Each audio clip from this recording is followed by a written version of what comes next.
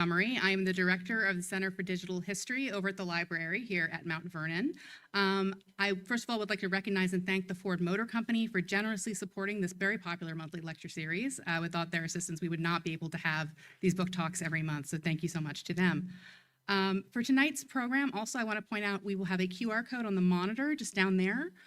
For those of us who are joining us online, there will be a link in the chat, and this is how you can submit your questions. You are welcome to submit your questions anytime during the program, and then when we get to the Q&A period, I'll be up here with a little iPad, you'll see it, and I'll be able to retrieve those questions and ask them to our speaker. Just a few things before we get started of some things that are upcoming. We have many exciting upcoming programs. Our next Ford Evening Book Talk, because of the delay of the storm, it means we have 2 Ford Evening Book Talks this month. So on the 12th, we will be hosting Jordan B. Smith, who is the author of The Invention of Rum, Creating the Quintessential Atlantic Commodity. So that's one not to miss, I will say. And then our next brown bag over at the library is on February 24th with research fellow Zachary Kahn, who I did just see walk in. Hello, Zachary. Hello. Who will present on his project, Federal Indian Agents of the Early United States. Really fantastic project. And now to introduce our guest speaker, who I'll be in conversation with tonight. Alec Zuercher Reichardt is the Associate Professor of History and Constitutional Democracy at the University of Missouri. He is a historian of early North America and the Atlantic world, and he's published essays and articles on the global 18th century British Empire, French military infrastructure, indigenous textual translation, as well as a co-edited collection, Inlands, Empires and Contested Interiors, and the Connection of the World. He's a graduate of Duke University and Yale University, and has held fellowships from the Embassy of France, pause for oohs and ahs, very impressive, the McNeil Center for Early American Studies, the Huntington Library, the American Philosophical Society, the Library Company of Philadelphia, and the William C. Clements Library, among others. And those are all the hits. If you've gotten those, you are doing something right. Reichardt was also a member of the Washington Presidential Library's 2022-2023 class of research fellows. And I have known Alec since graduate school. So I've known this project since graduate school. I am tremendously excited for all of you to hear about this great project tonight and to talk a little bit more with him later about his wonderful new book, Roads to Power, Roads to Crisis, The War for the American Interior and the Infrastructural Routes of Revolution. So please join me in welcoming Alec Zuercher Reichardt.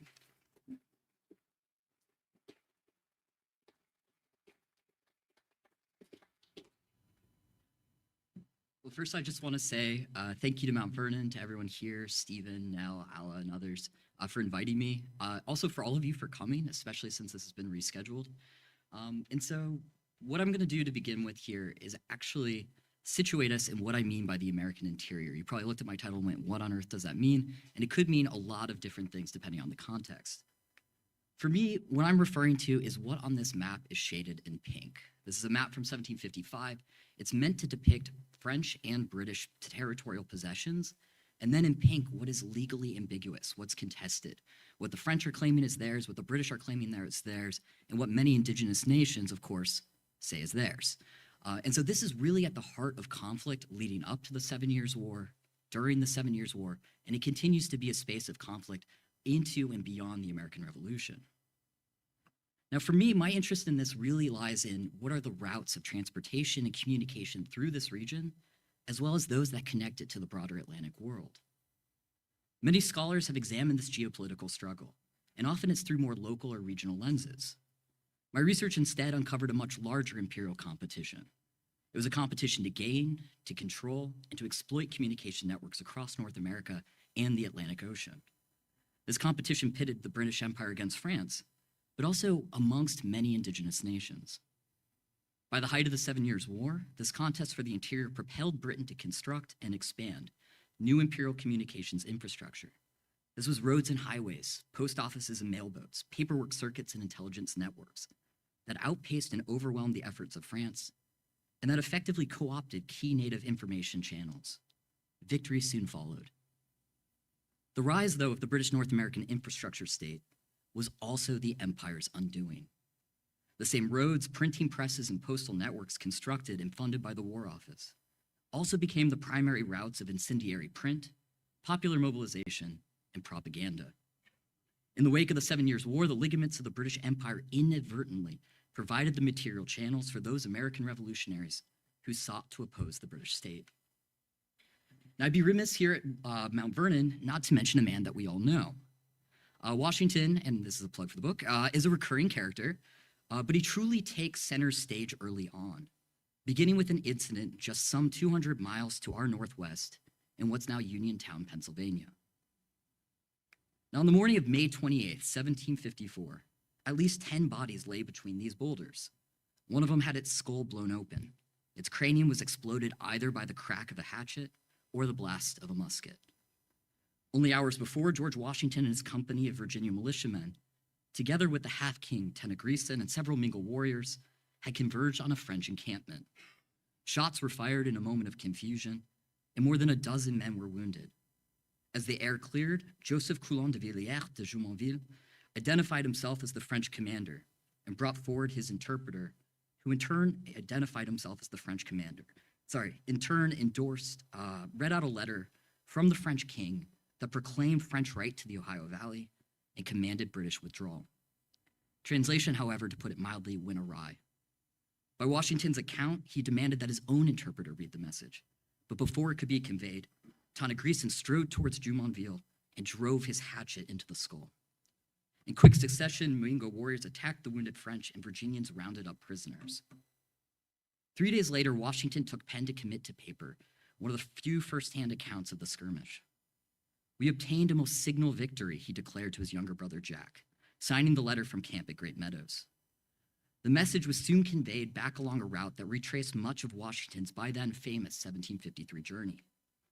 From Great Meadows to Wills Creek to Winchester to Fredericksburg, until ultimately it reached Williamsburg some weeks later.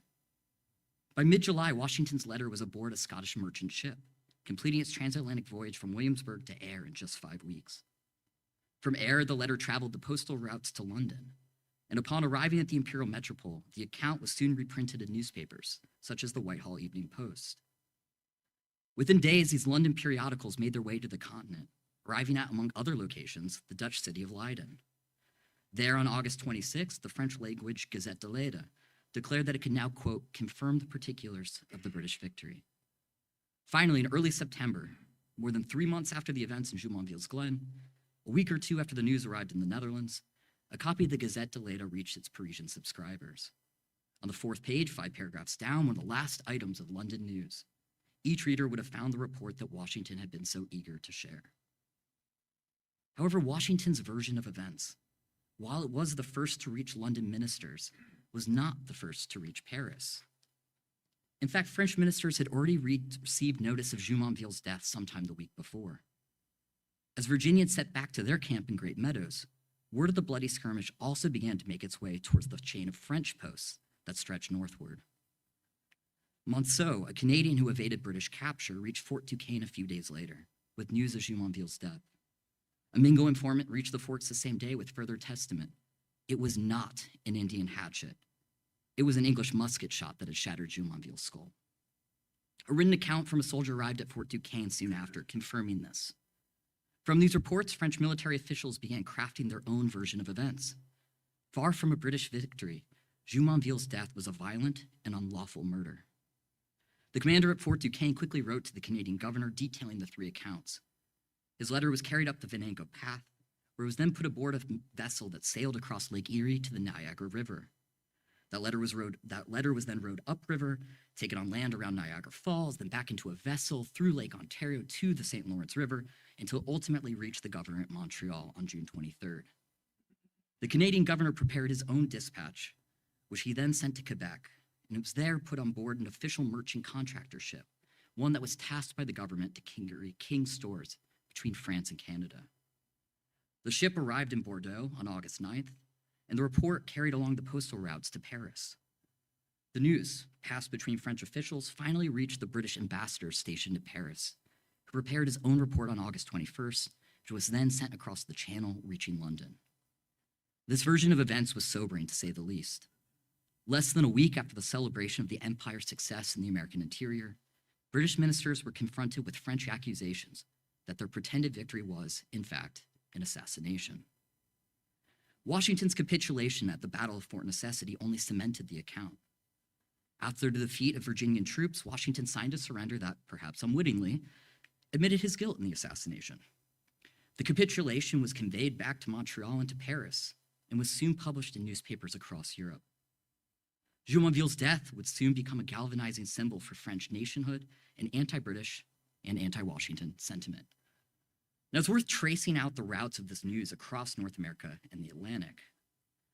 French intelligence and British news each reached their imperial centers within a week of each other, about 3 months after the event. Is a seemingly negligible difference. Yet the difference in their transmission structures revealed an important divide. Whereas French intelligence moved through official government channels, the British imperial state lacked any systematic way to relay news or information from the interior to London. News arrived almost by chance, without any firm attestations of its legitimacy. It was as much sources as it was methods. Rather than official reports or intelligence, the accounts that arrived in the hands of London officials had already passed through the hands of newspaper printers. The government was forced to call extra-governmental news for its intelligence. Though the 7 Years' War wouldn't be formally declared until 1756, but what followed this in 1755 and then in 56 and 57 were a series of embarrassing disasters and defeats for the British Empire.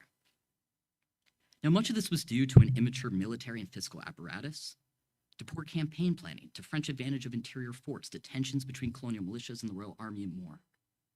But that finally turned in 1758. That campaign winter was one of major change and maturation. A number of institutional developments inaugurated in the early years of war had begun to work. These included the New York-Falmouth transatlantic packet boat service, a mail boat that went across the ocean, the expansion of the postal service, the hiring of contracting firms, the construction of supply roads, the creation of bateau services on key important rivers, and the establishment of offices, of ordnance, of quartermaster general, royal engineer, secretary, commissary, and more. From the disadvantage of inexperienced and disconnected colonial practices, an increasingly centralized, imperially directed military apparatus was taking shape all up and down the eastern seaboard. And it did so with soldiers too. In preparation for the 1758 campaigns, the chain of forts along the northern and western frontiers of British North America were largely now garrisoned by royal troops, who numerically overwhelmed provincials. The influx of British regiments meant more than just the arrival of bodies. It meant the policies, the practices, and the purse strings of the British military and the royal treasury. The explosion of military fiscal paperwork was, while boring, the greatest driving force in the transformation of British infrastructural development. As royal troops came, the paperwork of empire followed. Monthly returns, accounts of stores, muster rolls, provision accounts, the paper forms of bureaucracy. These were the backbone of the military. And that paperwork had to circulate in and out of the American interior, back to British military headquarters in New York and to the port of the transatlantic packet boat. Infrastructural improvements then were just as much about the fiscal flow as they were about transporting troops or extraordinary news. So how did new communications infrastructure play out? What was its impact on the war? I could bore you with an exciting story about receipts and account books, but I won't. So instead, I will take us through one of the crucial turning points, the fall of French Fort Duquesne, that same fort right there at the forks of the Ohio, in November 1758. As Brigadier General John Forbes, newly arrived from Scotland, prepared for this expedition, the only major British route towards Fort Duquesne led from Fort Cumberland at the western edge of Maryland along Braddock's Road, which had been constructed in 1755. Virginian roads then connected Fort Cumberland to Winchester and Fredericksburg, and from there to the colonial capital of Williamsburg. Remnants of supply roads from Pennsylvania, also originally constructed in 1755, reached sort of towards Fort Cumberland. None of these were finished, and so the British campaign to the Ohio required significant construction and improvement of transportation lines. But in early 1758, Forbes made a contentious decision not to improve these roads, but to build one that was new. This road was to go across Pennsylvania, and it had been unanticipated by Buffalo Trace, Indigenous Path Settler Trail. And unlike the older military road that reached down to Virginia, Forbes Road was constructed specifically to fit into the improved postal roads that led back to Philadelphia and then to New York, what was the Imperial Communications Nerve Center. By mid-November 1758, the roads from Philadelphia to Shippensburg were mended and widened, and from Shippensburg, a new road was constructed, punctuated by a line of new forts. From the last fort, it still stretched further northwest, towards the forks of the Ohio. Finally, on November 24th, The road reached within a few miles of the French target. The following morning, British troops completed the road in their march, only to discover the French, as they left the fort in smoldering ruins. Now, on November 25th, to announce the long-awaited victory, and keep in mind, the Forks of the Ohio is what they've been after since 1754, Forbes begins to write to the North American commander-in-chief, congratulating him on French surrender and the new establishment of Pittsburgh. He dispatched his express on November 30th, which was then carried by horseback along Forbes Road towards Philadelphia, and then along the postal road from Philadelphia to Trenton to New York, arriving in the city on December 12th. Soon after, the Pennsylvania Gazette, New York Mercury, and other newspapers published excerpts of the account. And by December 20th, the commander-in-chief put the letter on board a packet boat in New York Harbor. The packet made good time to Falmouth, and Forbes' letter reached London by January 19th, 1759. Excerpts of the letter hit the British newspaper presses the same day. Members of the Board of Trade discussed the reports on the 20th, all amidst public celebrations of British victory. Now, how did this compare to French communications after the fall of Fort Duquesne? Well, as you can see, French news only reached Montreal 8 weeks after the fact. It was the exact same day that they were celebrating thousands of miles away in London. Even worse, 4 months later, official French reports still hadn't reached Paris from Canada or from Louisiana. By late 1758, the British were at a clear advantage, regularly outpacing and overwhelming French communications, both within North America and the Atlantic. It was also a revolutionary improvement when compared to British communications in the early years of war. In May 1754, Washington's report of what happened in Jumonville's Glen, 60 miles, only 60 miles south of Fort Duquesne, took nearly 3 months to reach London. By comparison, the Forbes 1758 letter took under 2 months. From the western edge of empire to the metropole, communication speeds had already shaved off an entire month. Might not sound big to us today, it was gigantic back then. By the end of the 7 Years' War, extraordinary frontier news would reach London in as quickly as 6 weeks, half the time it would have taken at the outset of war. This was a radical improvement propelled by Western roads, the postal system, military correspondence regulations, and the transatlantic packet. After the war, the British military and other imperial institutions continued to grow the network of roads, of mail, and paperwork routes. Some of these efforts came out of military goals, of securing new British territories acquired from the French, or during campaigns against indigenous nations. Others resulted from the desire to incorporate new cities, such as Montreal and Quebec, into the imperial road network.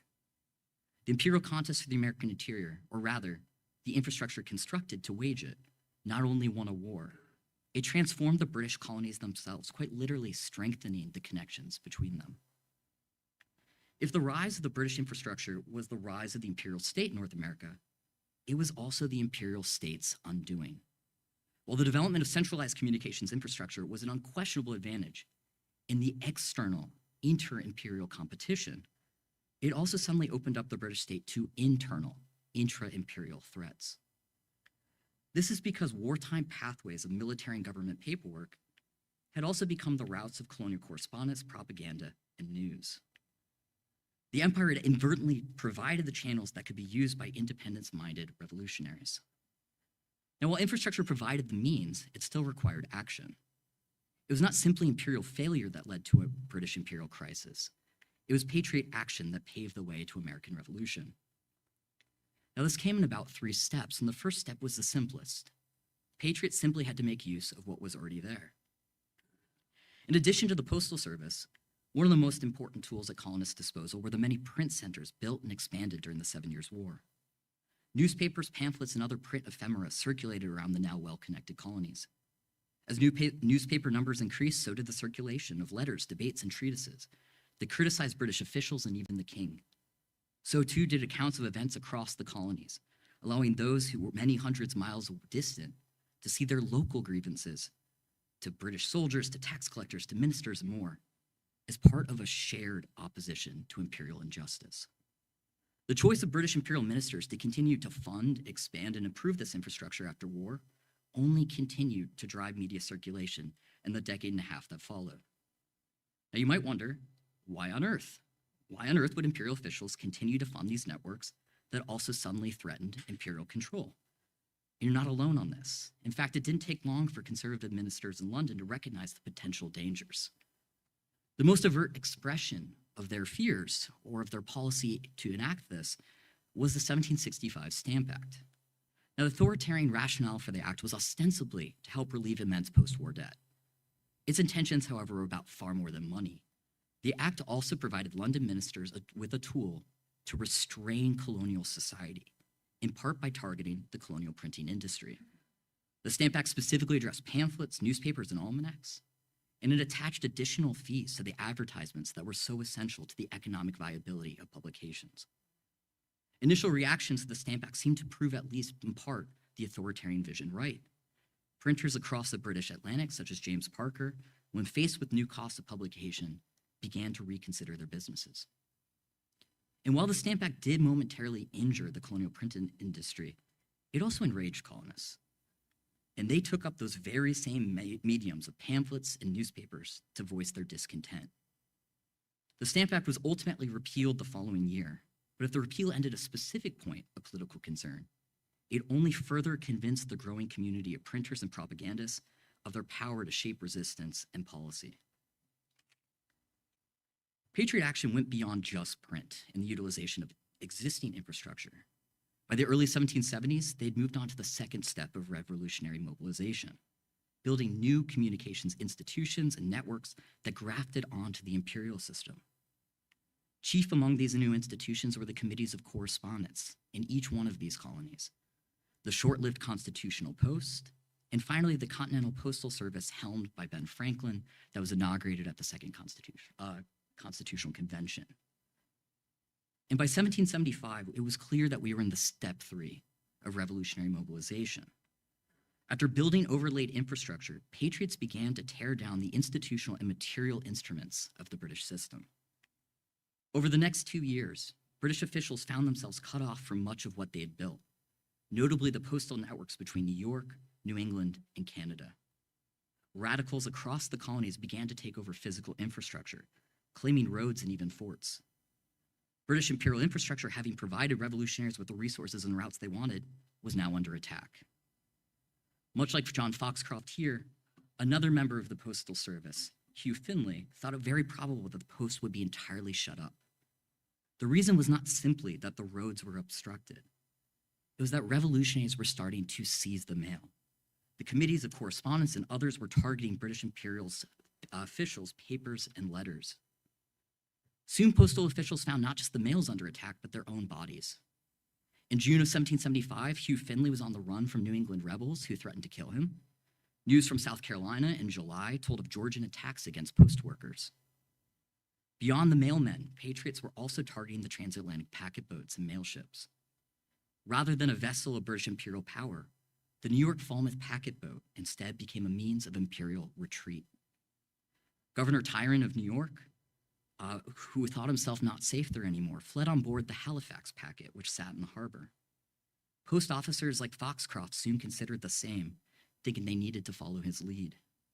The situation became so disrupted and dangerous that the decision was finally made to entirely end the post service in December of 1775, leaving British officials of the post office, the army, the navy, the secretary's office, and more, suddenly alone, isolated in their homes and offices, or hiding on board government ships, no longer able to rely on regular communications with each other or with London. Exactly a month after the Declaration of Independence, John Antle, who was clerk of the New York Post Office, wrote to London. He was hiding aboard the HMS Asia in New York Harbor. He first stepped on board 5 months earlier, 5 months, a long time, to attend to the duty of the packet. And he had been there ever since, taking refuge on the cramped quarters rather than be persecuted on shore. In the meantime, Antle's superiors, including that same man, John Foxcroft, were already made prisoners amongst the rebels. Antle managed to get his letter off the HMS Asia, past Patriot vessels, into the packet ship that was anchored off of Staten Island. The mail ship departed on August 20th, carrying whatever letters it had managed to procure in New York. On August 29th, however, the ship's captain noted a schooner coming up quickly behind them. The, quote, suspected rebel privateer soon set off, but she appeared again the following day, hoisting a pine tree flag and firing a shot at the packet ship. The ensuing engagement lasted nearly 2 hours before the packet finally and carefully got away. At this point, the war was unmistakably on. The instruments of the British state were now under sustained attack, And those attacks were far more focused and damaging to the circuits of government communications than they had ever been during the wars with France or with indigenous nations. The British Empire was in crisis and retracting, soon to lose not only its claims to the American interior, what it began all of this, but also its eastern seaboard colonies. This isn't a story of erosion or decay. Patriots deliberately dismantled British infrastructure while taking many of its physical networks for their own purposes. The tendons and ligaments of the empire had become the material channels for those who sought to oppose or undermine imperial authority. By 1776, revolutionary colonists successfully severed and excised some of those ties, leaving limping, staggering British officials who begged to drag themselves out of North America. Roads to British power then had become roads to American revolution. Thank you all very much.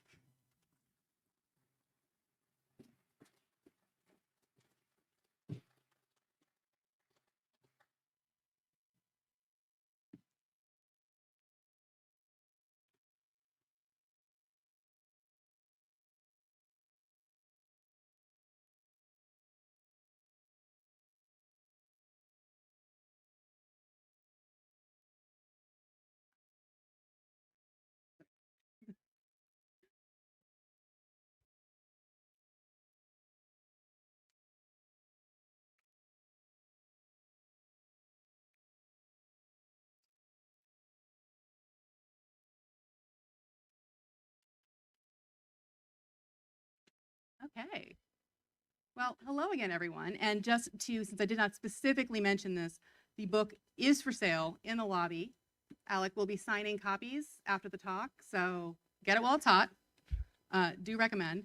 But thank you so much for that great introductory talk. That was really fantastic. Get some good highlights for the book.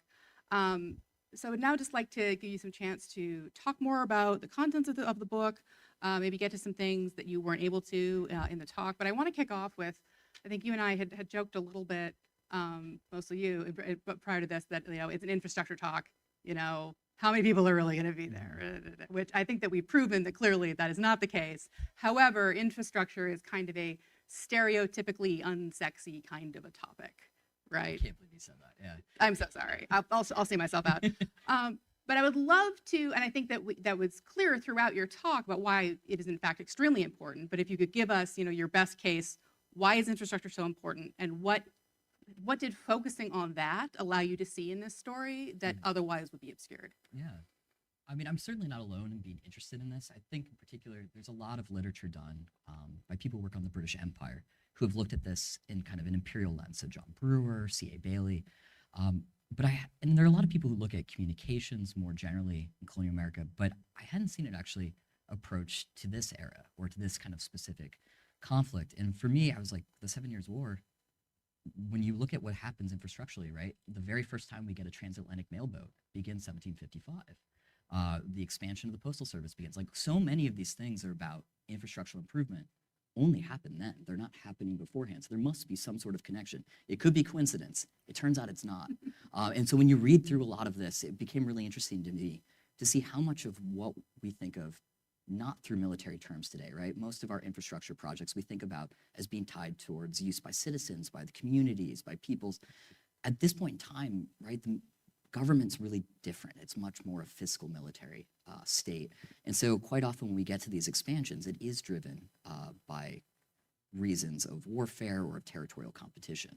And so that was kind of where my interests lied, but I really didn't quite know what it was that I was studying, other than as a grad student, I like communication networks.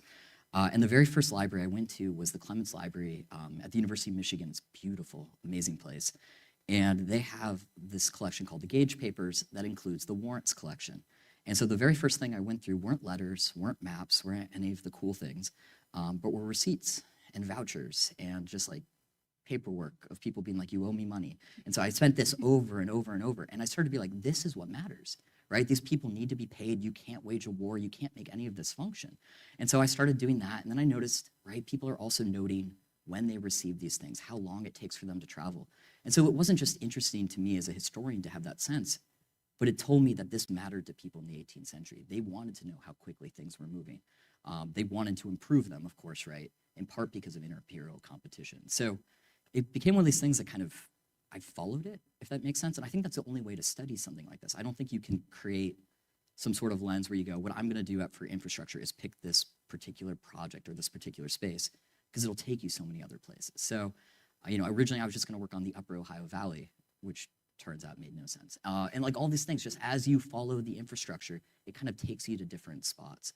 But yeah, to me, like, it might not be the most important thing in the world. Let's say water, right? Probably would beat it.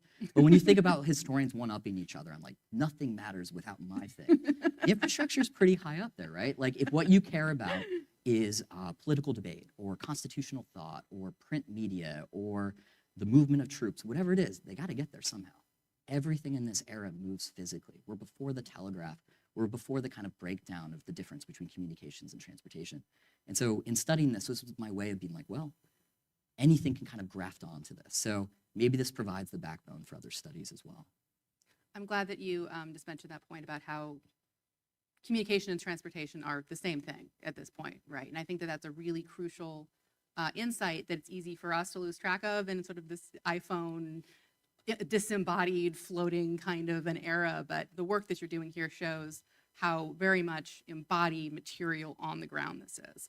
So I want to ask, what did it actually mean then to improve a communications network? Like what was the work involved in, okay, I'm looking at this, we've got a road or whatever, but now how do you shave that month off? What does that mean in terms of labor, in terms of work, in terms of what's being put on the ground? Yeah, so one of my favorite things about this is you have all this kind of pie in the sky ideas. And so you have a bunch of British ministers who are looking at maps in 1755 and they're like, this is gonna be easy. None of them have been there. They haven't even produced most of their maps. Most of their maps are copies of French maps, so they have no idea what they're talking about. They're like, we're just gonna build a road here. And so, for example, Braddock's campaign in 1755, you have this quartermaster general, John St. Clair, who's like, we're gonna build roads through the mountains that are 35 feet wide. That's insane. Like that is Sounds great to me. crazy. And so you have all these ideas, right? We're gonna just do things because we want to. And then they realize, nope, that's not the practical realities, right? It's hard to get through the Appalachian Mountains. It's hard to go over like swampland. And so, yeah, they end up realizing it's a lot more complicated because the geography is different. So one of the first things you have to do when you build a road, pull out stumps, right? We're not paving things yet. We just want it to be dirt. Dirt or mud. That's our best case scenario for these kind of backcountry roads. And so you hire people to do this. And so, Pennsylvania is trying to hire people. It's really backbreaking work. It's awful. They're not getting paid. And so you have a lot of people who are, quote, road cutters. Their job, again, is to pull up stumps. And they're all kind of, defecting. And so you run into this issue with the labor, especially when it's being done on a colonial level. It helps a lot better once the royal troops come in and you have the head of, some sort of detachment who's like, that's what you're doing today. And the soldier's like, but you don't want to, you have to.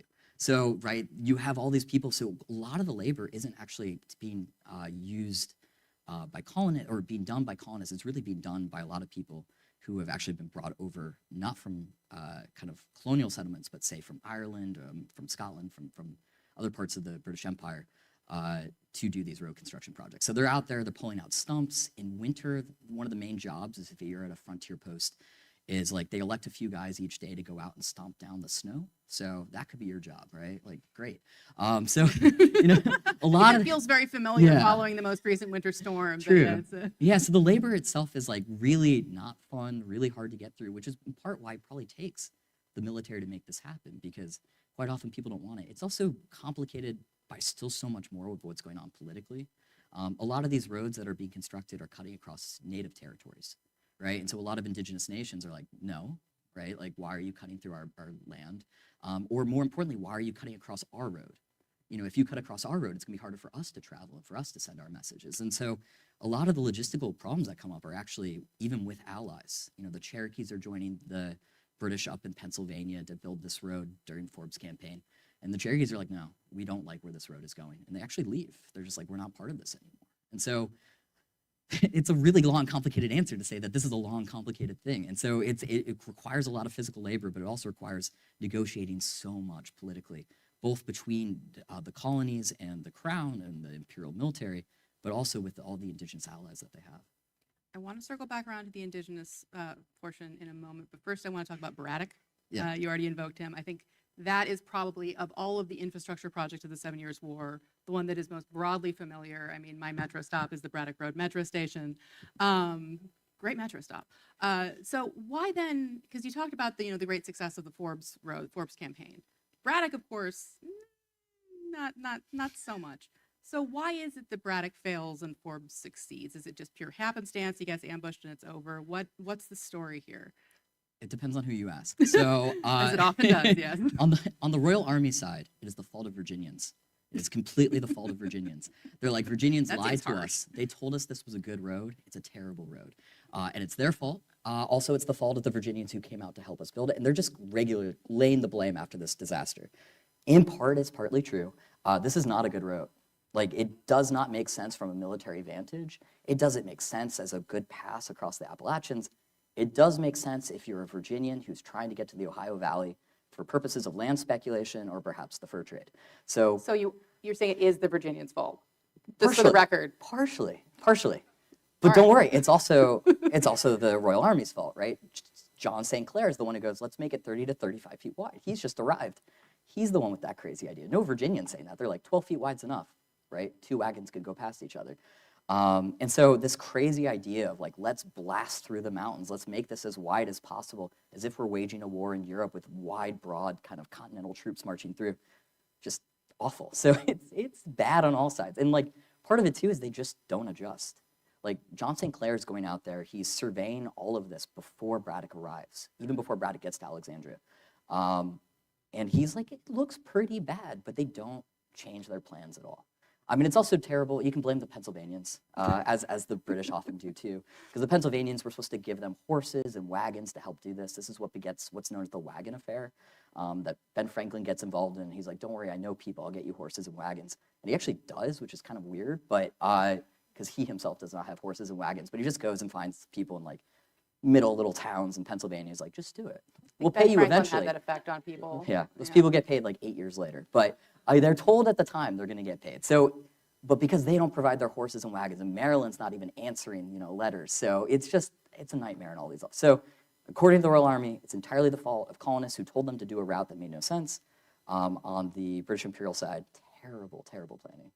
So it's the fault of Virginians, Pennsylvanians, Marylanders, and the British. Yes. All right, just wanted to make sure I got that right. A lot of blame spread around. So let's then talk about the indigenous perspective. You spend a lot of time in this book talking through that. So I would love to hear from you. Could you just lay out for us what is the indigenous infrastructural network in the interior, and then how do the British interact with that, take advantage of that, interrupt that? What does that relationship look like? Yeah, so before the major military buildup that you get to right around the 7 Years' War, the French are building forts and starting to kind of militarize some of the pathways, starting in the 1740s up to about the beginning of the 7 Years' War. Pre that, you have almost no European presence in this region. You have people who come through like the Cour de Bois, fur traders, others, but you don't have like settlements, not really. You don't really have any forts. They're kind of more just at like the far edges of the interior. But the French begin to come in, and where they decide to build their forts is on native pathways. So some of these are riverways, right? Like the Ohio River is a key one, the Wabash River is another. And so these are pathways that indigenous peoples have been using for a long time. But they also start looking to things like the Venango Path. This is something that obviates a portage. So to get down from Lake Erie to then get to the Ohio River, you got to go down the Allegheny, but there's also spaces where you can't go. So they have this road. So the French are regularly like, we'll take that one. And then they try taking the Niagara Portage, which is under Seneca control. And so a lot of what happens on the European side is predicated on pre-existing infrastructure. Like, these aren't just like, this isn't virgin wilderness, right? Like, this is land that has been manipulated and controlled by indigenous nations with really deep set politics. And so a lot of what's going on there isn't just that you have these major pathways and riverways that indigenous peoples are using, but that these are really important to diplomacy. Native peoples are regularly meeting for conferences and kind of ceremonies to keep roads either open or closed between them with allies or enemies. There's really intricate kind of ceremonial deputations that must take place. Indigenous peoples also patrol them. So regularly you'll read a letter of a random Pennsylvanian who gets lost. And he's like, and the people found me. And they said, no, you can't go on this road. And they escorted me back to another one, said, you can take this one. Well, what it turns out is there's just this really complicated landscape of, here's a road for messengers, here's a road for ambassadors, here's a road for people going to war, here's a road for people going on trade, and you got to go on the right one. And indigenous peoples are regularly really frustrated with Europeans who don't understand this. And so they're regularly trying to get them attuned to what this looks like. And I would say that Europeans learn it to a certain extent, but things like Forbes Road are contentious in part because they break from this system. Braddock's Road followed an existing road. That was Nemacolin's path. This had been a pathway for a long period of time. Braddock's Road fit into the system that indigenous peoples already were working with. Things like Forbes Road didn't. And so this became one of these things that's really politically fraught. And there's a reason that Forbes Road, after the 7 Years' War, during what's known as Pontiac's Rebellion, continues to be attacked regularly. They're regularly waylaying soldiers and travelers on it, in part to kind of take back this landscape and get Europeans off these roadways that are intersecting with theirs. Was it about intrusion into territory, or is it about control over pathways? More control over pathways. I mean, what's fascinating is, right, like, you know, these Cherokees come up, they're in Pennsylvania and say, we don't like this road that's being cut across Pennsylvania. The Cherokee Nation is not from Pennsylvania. I hope people know this, like right much further south. And so why do they care about this? They don't care because this is their homeland. They don't care because that's where they live. They don't care because this is hunting ground. This has nothing to do with the territory itself. But this is where the Great War Path goes, or what's known as the Great Path. This is a kind of network of roads that go along the Appalachian Spine, and they need that. That's how they get up to Haudenosaunee territory to treat with their allies. This is how they get up there to do war campaigns. This is how they get up there to send messages, to do trade. And so they really, really care about these pathways much more than they care about, say, bounded territory. That's fascinating. Let's bring in the other major player that you didn't have time to talk about, which is the French. Now, I know you spent a lot of time with French sources. We talked earlier about that Embassy of France fellowship. Again, ooh, ah. So where do the French play into this? You know, especially one of the most striking things is when you talk about this change over time between the information about Jumonville reaching France faster to them really lagging behind in 1758. Yeah. So what's going on there? What are those French up to anyway? Yeah. What are they doing up there? Yeah, I was going on too long. I wanted to show you more maps, but one of the things that really happens is it's not just that the British improved. The French have this major collapse during the 7 Years' War. So the collapse happens for a number of reasons. One of them is their communications between Canada and Louisiana have always been bad. But part of what they've been trying to do is improve them. That's actually part of why they've moved into the American interior. They want to be able to move things down the Ohio River or other waterways to connect Canada and Louisiana. It's going okay. They're able to send things down. By the time we get to like 1758, the governor of Louisiana is like, I haven't heard from the governor of Canada in a year and a half. Like, I have not received a letter.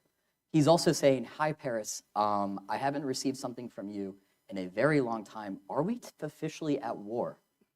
1758, right? Like, they haven't gotten an official letter from Paris saying we're at war with Britain. He's like, so I'm just fighting it, assuming we are. It seems like we are. But you know, and these poor guys, I mean, he's like, I've sent you so many letters. And when you send letters that aren't on an official French ship, you have to send it in cipher. So what's really fun is you go down to Aix-en-Provence and they have all the letters in cipher. And thank goodness someone else went through and deciphered them. So, you know, you can see the cipher, but you can also see written above it what these words mean. And it'll be like, this is my 5th cipher letter to you. This is my 12th cipher letter to you. This is my 100th cipher letter to you. And it's just like, you know, one day I would love to send a letter not in cipher. But yeah, just almost no communication back and forth there.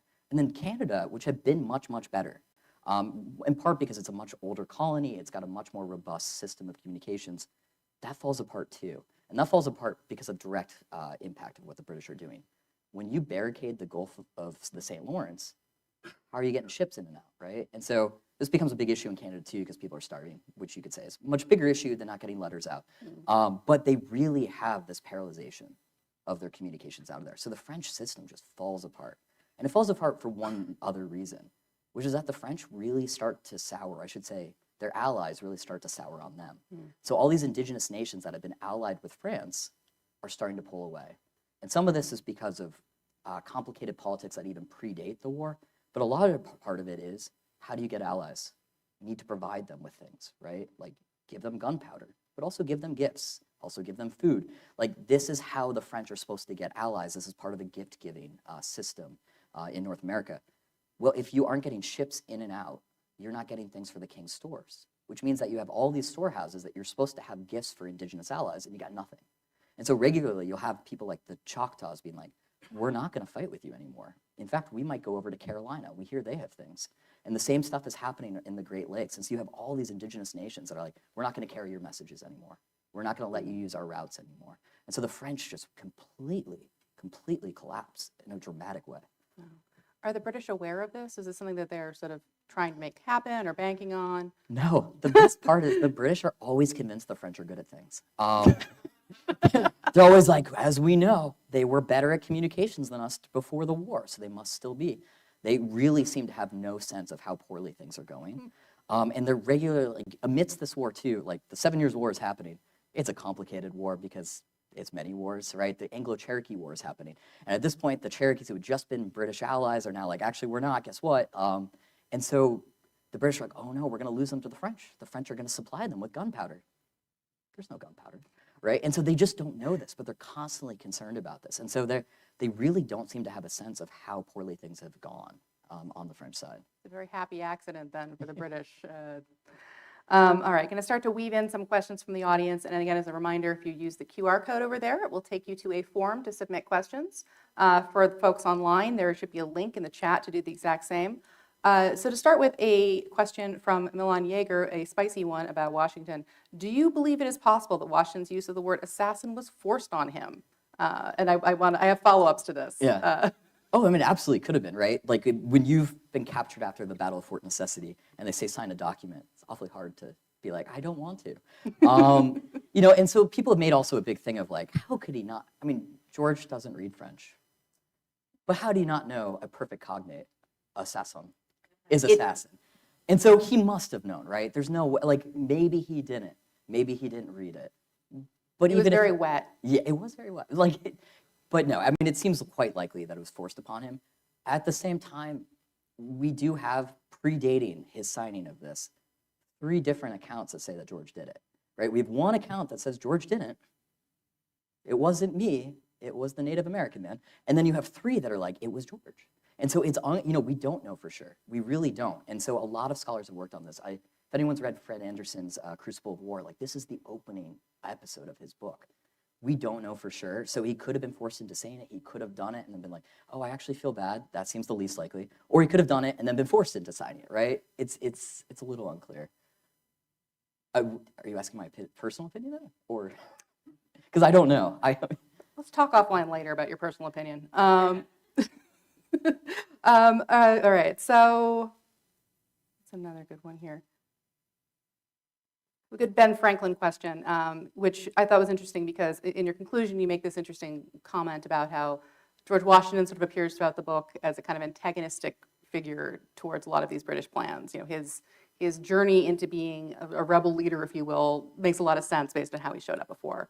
Whereas Franklin, on the other hand, seems really hand in glove with these guys. So I have a question from Linda Durfee of how much was Ben Franklin's incentive to improve the postal system influenced by his wish to benefit everyone, and how much to benefit his business interests, to which I would add, how much to benefit the empire? Yeah. No, that's a great question about Franklin. He's a very savvy businessman, so he definitely cares about this. And it's really great being a postmaster general when you're also a printer. And right, like if you look at where his office was, right, it's both. The same way in Williamsburg, right? You have a printing house that's also a post office. Regularly, this is the exact same place. And so someone who is a newspaper printer is usually also going to be in the postal service. And so you love to improve the postal service because it improves their business. And especially improves their business in the beginning of the 7 Years' War. Up until 1758, all newspapers traveled free of charge through the postal service. That's amazing, right? So the better the postal service, the more subscribers you can have to your newspaper.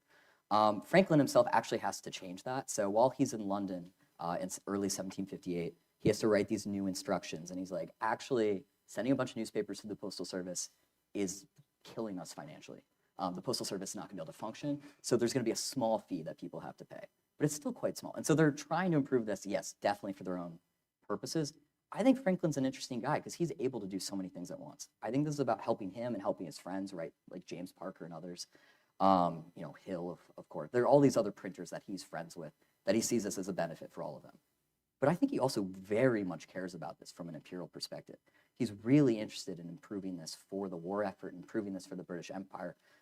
When he's in London, he's spending a lot of time at the General Post Office in London, talking about like how can we also improve the mail packet boat across the Atlantic. That doesn't help him printing wise. No one in London is like, I'm going to subscribe to the Pennsylvania Gazette. That doesn't happen. So this interest goes much beyond just that. But yeah, he's an interesting character because he's also cares so much about the personal. Franklin is on board with the imperial project for a very long time. Now, you could say questionably by 1772 in the Hutchinson affair, maybe he's not. But he still is working as the Postmaster General. He's still on board with the imperial project. He's still arguing for Pennsylvania to be a royal colony until 1774. And what happens there? Well, the Hutchinson affair news explodes enough where they're like, Franklin, we think you did it. And he's like, it was me. And so he's no longer the Postmaster General. And if you don't know the Hutchinson affair, it's these private letters that then get published that aren't supposed to be published that shows that they're like, this is an imperial project to put Massachusetts under martial control and to pretty much deprive them of their rights. And so Franklin says, it was me, and he is quickly dismissed, comes back to North America, and then is like, guess what? I love the idea of independence. And what would be really, really terrific is if you put me at the head of a new postal service. And it wasn't necessarily going to be him. This idea came from someone else, Goddard, who had created this thing called the Constitutional Post. It was based out of Baltimore. And Goddard really wanted to be the head of the postal service. And everyone was like, it's going to be Ben. And so Ben Franklin, very quickly makes this turn from being someone who's very much tied up in the empire to someone who's very much tied up in the revolutionary project. So Ed Ryan has a great question, which is near and dear to my heart as a real proclamation line head. How did the 1763 proclamation line reverse or delay development of roads to the west, but also all of these other infrastructure projects that you talk about? Yeah, that's a really good question. I spent a lot of time, I didn't get into any of this here, but I have like a whole chapter more or less on the proclamation line and the kind of series of treaties with indigenous nations that follow.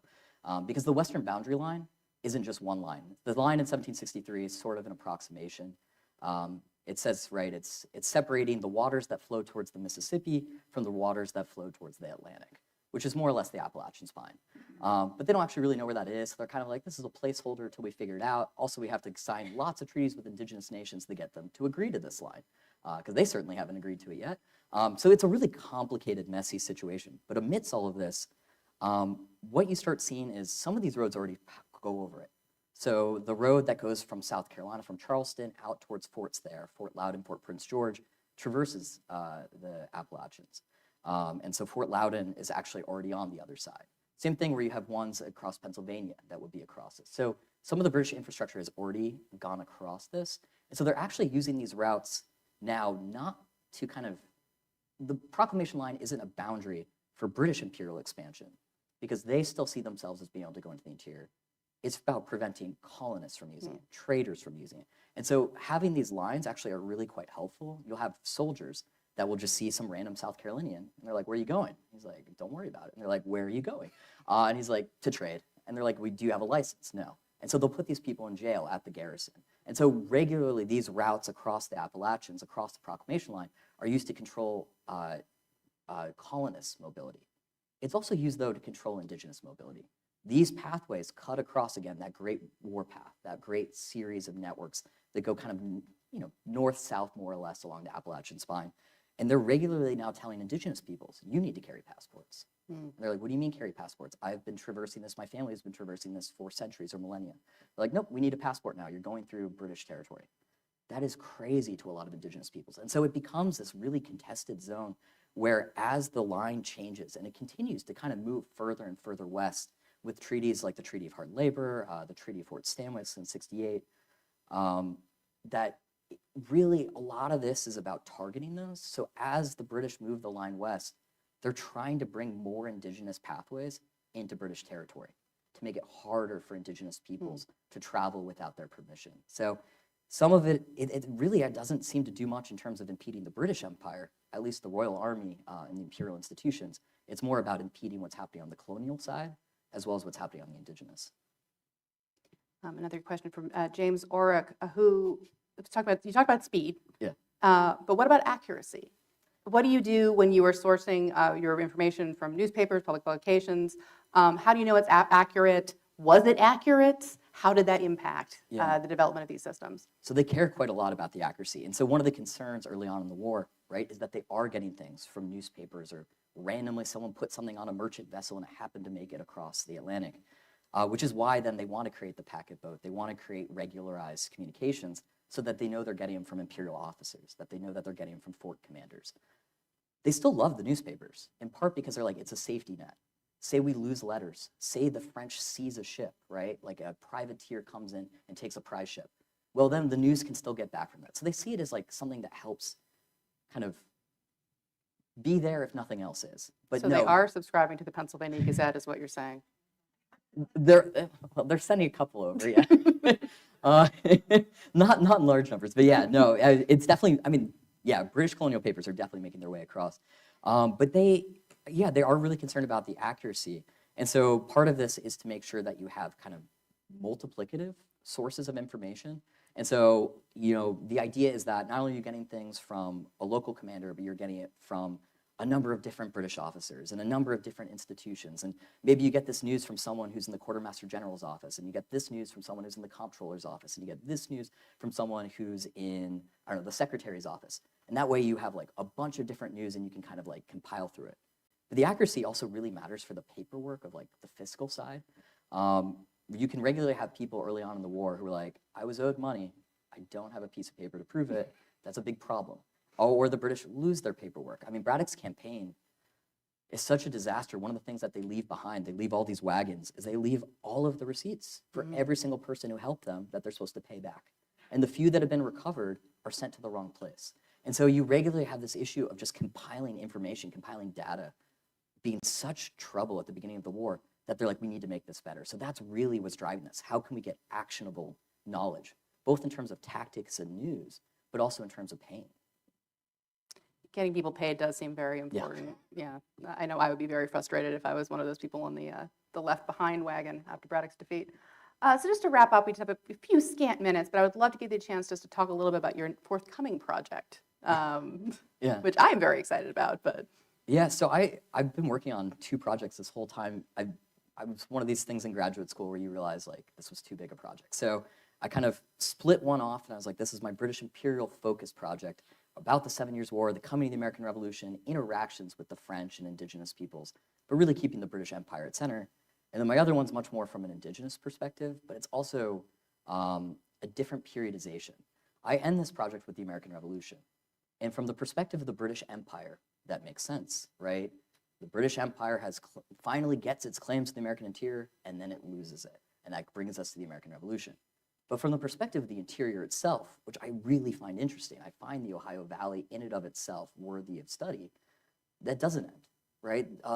Many historians have looked at this as like a long 60 years struggle through the War of 1812. And so what I'm trying to do is carry this up until the 19th century and look at what really happens as various peoples and groups and nations and polities are fighting for this region, but again, still through kind of the circuits of transportation and communication. So it kind of takes us from the colonial period up through about 1815, 1820, looking at what happens with the rise of the American state, right? What did the British leave behind that the Americans take up? How do they do this differently?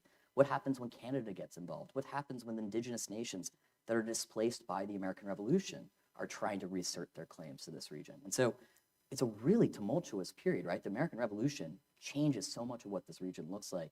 And so I want to look at those after effects. So it's partially about taking the story forward. People like Washington's still there. Don't worry, he's a president later.